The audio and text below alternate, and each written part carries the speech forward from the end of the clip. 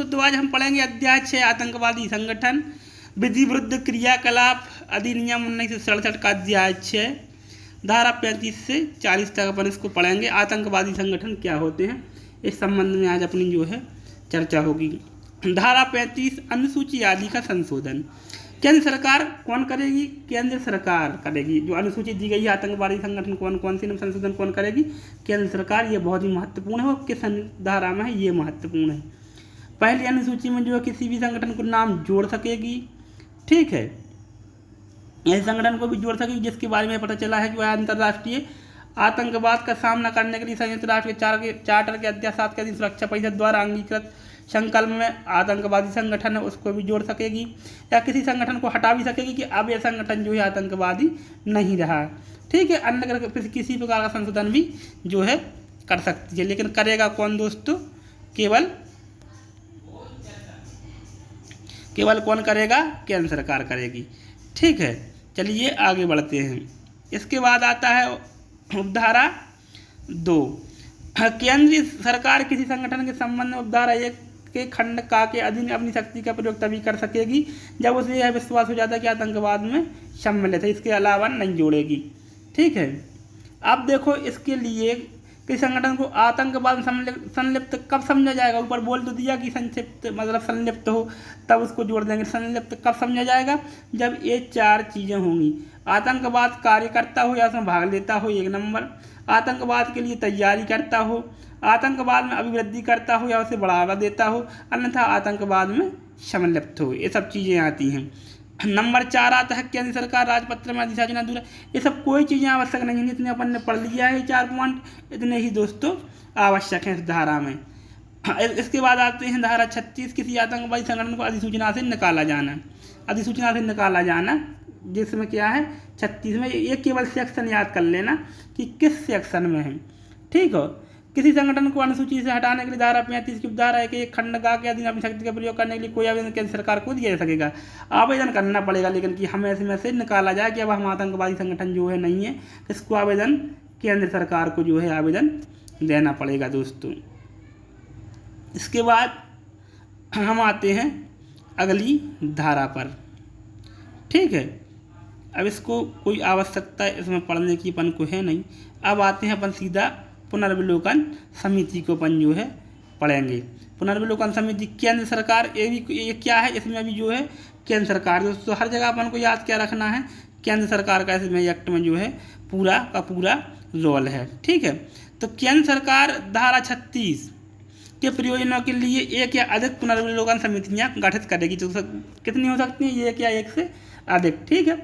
अब देखो, ये बहुत आवश्यक चीज़ है। इसके बाद आता है प्रत्येक समिति में अध्यक्ष 3 से अनधिक और ऐसी अर्हताओं रखने वाले उतने अन्य सदस्य होंगे जितने विहित किए जाएं, ठीक है।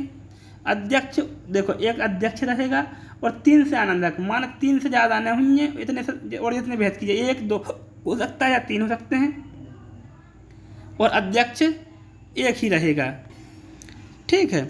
अब इसके बाद आता है समिति का अध्यक्ष ऐसा व्यक्ति होगा जो किसी उच्च न्यायालय का न्यायाधीश रहा है या रहा है, मतलब अभी वर्तमान में है या रिटायर हो गया है, उच्च न्यायालय किसी भी हाई कोर्ट का न्यायाधीश रहा हो, ऐसा व्यक्ति जो है अध्यक्ष बनेगा, जिसे केंद्र सरकार द्वारा नियुक्त किया जाएगा। नियुक्ति कौन करेगा? केंद्र सरकार करेगी। दोस्तों यही सब चीज़ें फैक्चुअल हैं, क्वेश्चन इन्हीं से बनेंगे, देख लेना है आप। और किसी आसीन न्यायाधीश की नियुक्ति दिशा में संबंधित उच्च न्यायालय के मुख्य न्यायमूर्ति की सहमति अभिप्राय। देखो, अध्यक्ष कौन बनेगा?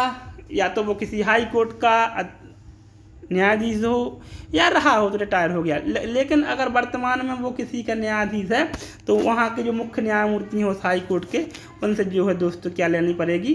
सहमति लेना पड़ेगी कि हम आपके न्यायाधीश को जो है इसका अध्यक्ष बनाना चाहते हैं इस कमेटी का, ठीक है। किसी आतंकवादी संगठन की सदस्यता से संबंधित अपराध, किसी आतंकवादी संगठन की सदस्यता से संबंधित अपराधों के बारे में हम जो है इस धारा में पढ़ेंगे। इस धारा का नाम है 38।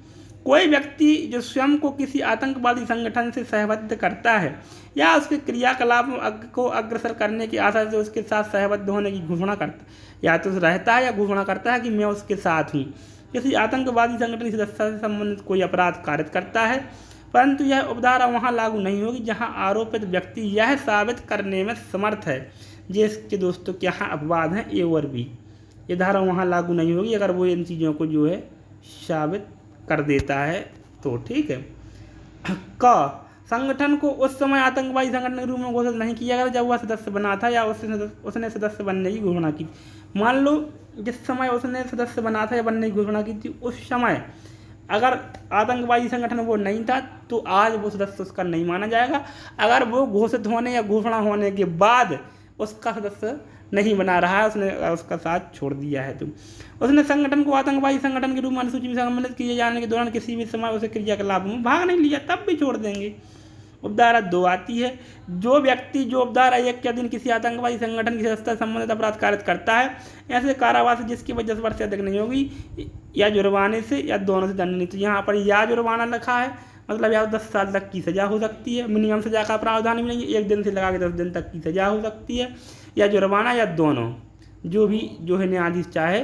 पूरा का पूरा पावर यहाँ पर न्यायाधीश को दिया गया है। ठीक है दोस्तों। इसके बाद आती है धारा 39, किसी आतंकवादी संगठन के लिए दिए गए समर्थन से संबंधित अपराध। ठीक है, वहाँ सदस्य होने के लिए अपराध था और यहाँ पर क्या है किसी संगठन को जो है समर्थन दे दिया। कोई व्यक्ति किसी आतंकवादी संगठन को समर्थन दिए जाने से संबंधित अपराध करता है जो आतंकवादी संगठन के क्रियाकलाप को अग्रसर करने के आशय से आतंकवादी संगठन के लिए समर्थन आमंत्रित करता है या यह समर्थन धारा 40 के अंतर्गत धन या अन्य संपत्ति की व्यवस्था करने के लिए नहीं है या उसी तक निर्बंधित नहीं है या जो आतंकवादी संगठन के क्रियाकलाप को अग्रसर करने की आशा से किसी ऐसी बैठक की व्यवस्था प्रबंध करता है। देखो दोस्तों सब हैं, समर्थन आमंत्रित कर लिए, बुलगुआ लगा दिया, ठीक, धन संपत्ति अर्जित करने की व्यवस्था कर ली, प्रबंध की व्यवस्था कर ली, बैठक बुला ली।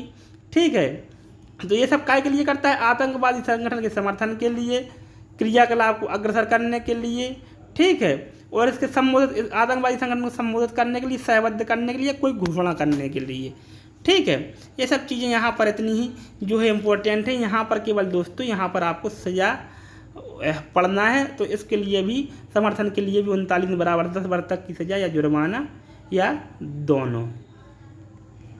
ठीक है, इसके बाद आती है धारा 40, किसी आतंकवादी संगठन के लिए निधि जुटाने का अपराध। किसी आतंकवादी संगठन के लिए पैसा एकत्रित करने के लिए जो है अपराध। ठीक है, कोई व्यक्ति किसी आतंकवादी संगठन के लिए निधि जुटाने का अपराध करता है तो जो आतंकवादी संगठन के क्रियाकलाप के अग्रसर करने के आशय से अन्य व्यक्ति को धन या धन संपत्ति उपलब्ध कराने का आमंत्रण देता है और यह आशा रखता है कि उसका उपयोग किया जाना चाहिए या संदेह करने का युक्त कारण रखता है कि उसका उपयोग आतंकवाद के प्रयोजनों के लिए किया जा सकता है या धन और अन्य संपत्ति प्राप्त करता है और यह आशा रखता है कि उसका उपयोग किया जाना चाहिए या यह संदेह करने का युक्त कारण रखता है कि उसका उपयोग आतंकवाद के प्रयोजन के लिए किया जा सकता है या धन या अन्य संपत्ति उपलब्ध कराता है और यह जानता है या यह संदेश करने का युक्त कारण रखता है कि उसका उपयोग आतंकवाद के प्रयोजनों के लिए किया जाएगा या किया जा सकता है। इस उपधारा के प्रयोजनों के लिए धन या संपत्ति अन्य उपलब्ध कराने के प्रति निर्देश के अंतर्गत क्या क्या आएगा देखिए। उसका दिया जाना, उधार दिया जाना, ये सब क्या, उसको दिया, धन दिया, उधार दिया, अन्यथा उपलब्ध कराना भी, चाहे प्रतिफल के लिए हो या नहीं, भले ही चाहे चंदा दे दिया हो या बदले में कुछ लिया हो। उच्च क्वालिटी की कूटकृत भारतीय करेंसी के निर्माण या उसकी तस्करी या उसके परिचालन के माध्यम से निधियाँ जुटाना, संग्रहित करना या उपलब्ध कराना भी है। कोई व्यक्ति जो धारा 1 के अधीन किसी आतंकवादी संगठन के लिए निधि जुटाने का अपराध करता है ऐसे कारावास से जिसकी अवधि 14 वर्ष से अधिक नहीं होगी, ये निधि जुटाने में जो है 14 साल की सज़ा है या जुर्माना या दोनों है, परिस्थितियों के ऊपर जो है डिपेंड करेगा। ठीक है दोस्तों, तो ये हमारा अगला लेक्चर जो है कंप्लीट हुआ और अगर आपने अभी तक चैनल को सब्सक्राइब नहीं किया सब्सक्राइब कर ले। धन्यवाद।